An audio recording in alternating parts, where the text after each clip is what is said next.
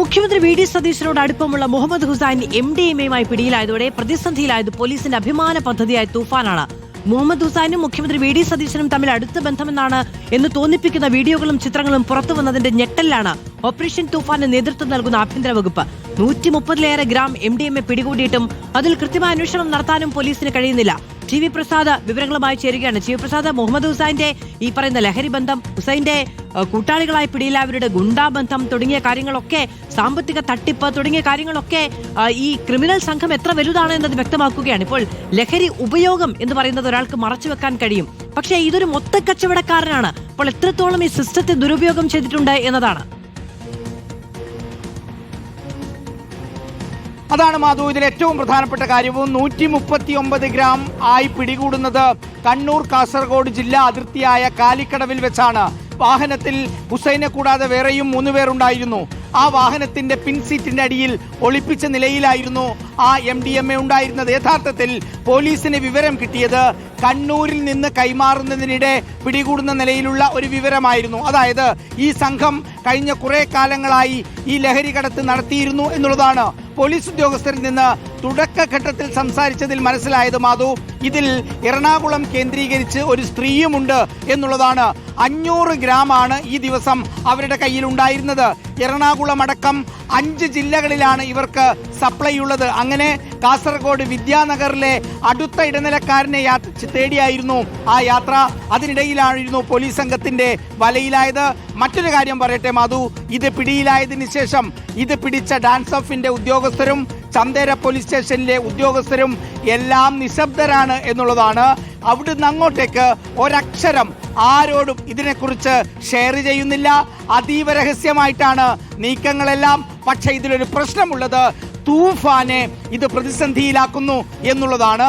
രമേശ് ചെന്നിത്തല ആഭ്യന്തര വകുപ്പ് മന്ത്രി ആയതിനു ശേഷം ഏറ്റവും പ്രസ്റ്റീജിയസ് ആയിട്ടുള്ള ഏറ്റവും പ്രധാനപ്പെട്ട ഒരു പദ്ധതിയായി മുന്നോട്ട് വെച്ചത് മയക്കുമരുന്നിന്റെ വേരിറക്കാൻ തൂഫാൻ വരുന്നു എന്നുള്ളതാണ്. പക്ഷേ ഈ പിടികൂടിയ 139 ഗ്രാം അടക്കം 500 ഗ്രാം MDMA വന്നത് എവിടെ നിന്നാണ്? മുഖ്യമന്ത്രിയുടെ സന്തത സഹചാരി എന്ന് തോന്നിക്കുന്ന ഹുസൈന്റെ കയ്യിലേക്ക് ഇത് കൊണ്ടുകൊടുക്കുന്നത് ആരാണ്? ഹുസൈന്റെ വിതരണ ശൃംഖല ആരാണ്?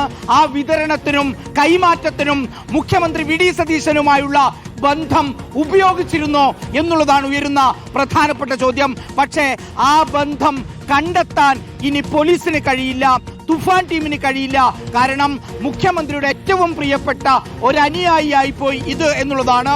സോഷ്യൽ മീഡിയ കൈകാര്യം ചെയ്ത് മുഖ്യമന്ത്രിയുടെ പ്രശസ്തി വാനോളം ഉയർത്താൻ നേതൃത്വം നൽകിയ ഹുസൈനാണ് 139 ഗ്രാമുമായി പിടികൂടിയത്.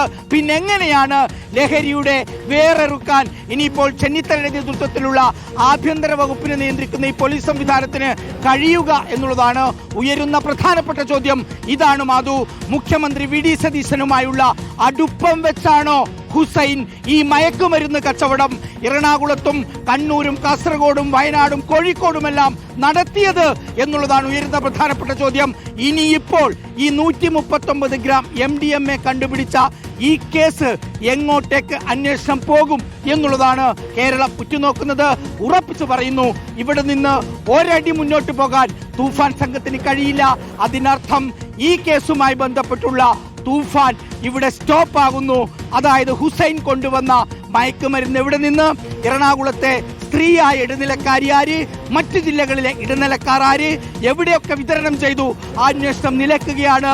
ആ ഹുസൈന്റെ CDR കോൾ ഡീറ്റെയിൽസ് റെക്കോർഡ് ആരെയൊക്കെ വിളിച്ചു, പിടിച്ച സമയത്ത് ആരെയൊക്കെ വിളിച്ചു, വിതരണം ചെയ്യുന്നതിന് മുമ്പ് ആരെയൊക്കെ വിളിച്ചു, അത് കണ്ടെത്താൻ പോലീസിന് കഴിയണം. അത് കഴിയുമോ എന്നുള്ളതാണ് ഉയരുന്ന പ്രധാനപ്പെട്ട ചോദ്യം. മാധു, TV പ്രസാദാണ് വിവരങ്ങൾ നൽകിയത്. മുഖ്യമന്ത്രിയുടെ ഇന്ന് ക്യാബിനറ്റ് യോഗത്തിന് ശേഷം മുഖ്യമന്ത്രി ഈ ചോദ്യങ്ങളെ അഭിമുഖീകരിക്കുമോ, കാര്യങ്ങൾ വിശദീകരിക്കുമോ എന്നതാണ് ഏറ്റവും ആകാംക്ഷയോടുകൂടി രാഷ്ട്രീയ കേരളം കാത്തിരിക്കുന്നത്.